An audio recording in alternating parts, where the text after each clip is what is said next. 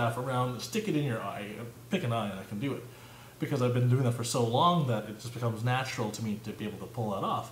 But taking that same dexterity and muscle control and asking me to hammer a nail into a piece of through a piece of wood into some concrete. This is a real life situation. I was trying to hammer concrete nails in, and for the life of me, I couldn't do it. I kept on missing. It was a weird angle. I couldn't do it right. And you'd think someone who's been trained in breaking boards and this sort of thing and all this muscle control could pull something like this off. It's a different. It goes back to this mind before body, mind and body stuff. So if you think, you know, sticking a 6-foot stick in someone's eye is easy, it's going to be easy because you practice it for so long. If you think that hammering a nail was hard, it's going to be hard. So that transfer of skills is a weird shift. So this could be something else we could talk about in the martial arts structure. And obviously, you know, people think about talking about martial arts, and they've been going on for quite a while now. You think martial arts, kick the guy, punch the guy, stick him in a hold, or if it's mixed martial arts or whatever else, learn grappling and the different types of throws and whatnot. But there's a lot to martial arts that isn't just punch the guy in the head. I mean, don't get me wrong, that's important stuff because you need to know, obviously, how to hit something in martial arts. Otherwise, what are you training for? But the transfer of skills is a huge thing, and I've been able to transfer a lot of the skills I've learned from different martial arts into business, and been able to apply some of those skill sets into business. For example, forward pressure, which I'll probably go over in another story from now.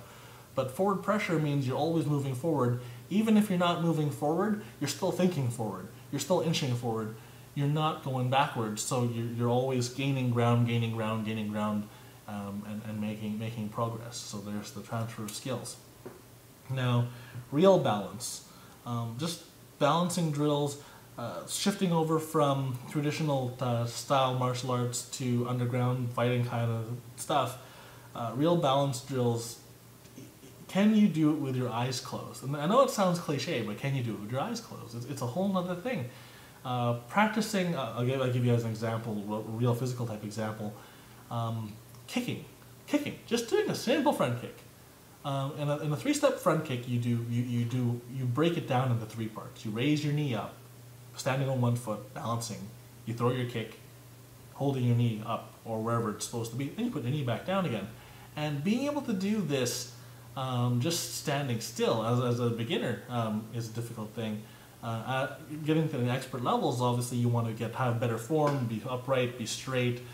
Make sure your posture's correct and all that kind of stuff, and real balance. Now, being able to do it with your eyes closed is a whole other world. It just blows me away as to how people's sense of balance is attached to your vision.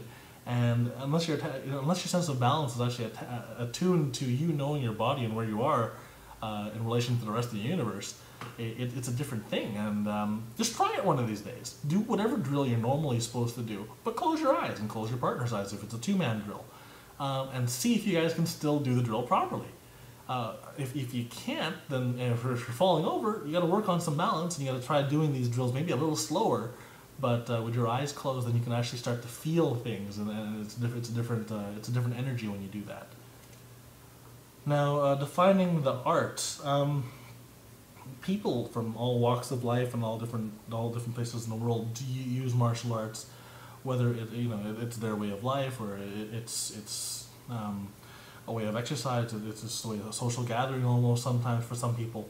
But it's in really defining the art the art side of the martial art that makes it yours, right? Because this is where you can actually personalize and change it so it fits your persona, or your persona fits it. And in defining the art, you're really finding the passion. What makes it tick? Why do you keep coming back to class every day if it makes you bleed?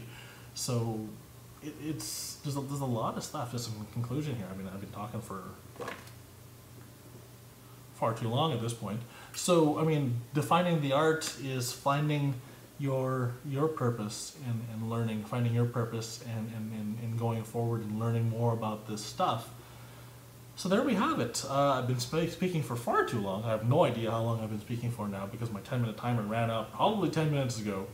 I'm going to take this stuff, this was just a brainstorming session, take this stuff, I'm going to find someone to transcribe what I've just spoken about here, and see how many words I've generated, just thinking off the cuff. And this was total free-flowing thinking.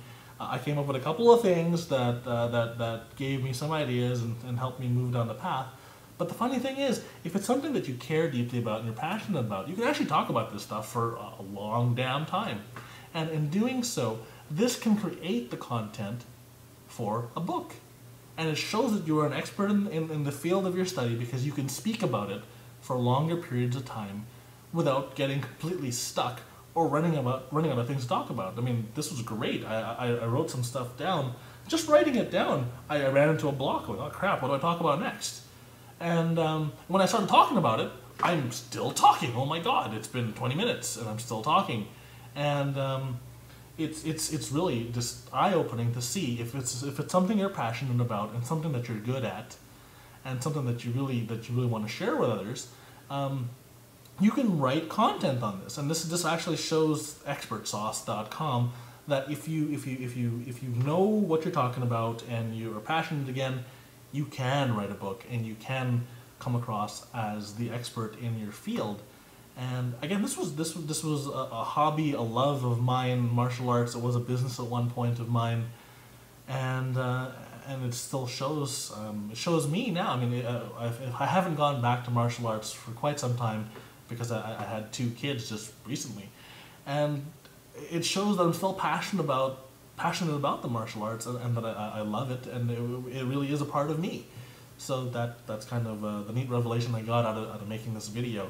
So there we go. Hopefully this isn't like a 3-part video that goes on forever and then just talks about stuff, but the reason I made the video again was to show. And so if I can do this, and I'm talking about something, and I haven't picked up martial arts in almost 2 years, because my son's turning 2, it's been a long time. So if something is front of mind, you're good at it, and it's something that you can easily talk about for hours on end, you can easily write a book, you can easily create some decent content and make it yours. So this is Earl from Expertsauce.com signing out. Thanks for watching. This is probably a really long ass video, so thanks for hanging in there. But you can see that, again, passion equals content. We're gonna see how long this is and how many words I've generated now, and see if we can turn this into a chapter, or maybe perhaps break this down into multiple chapters and just talk about specific little things, and let's see how that goes from there. This was an experiment live, and I'm going to deem it a success. I had no idea I'd be able to talk this long for martial arts, and I'm not even done yet. So there we go. Find your passion, write down 10 things, talk about it, start getting those sub-chapters in there, and really go. That's it for now. Thanks for watching again.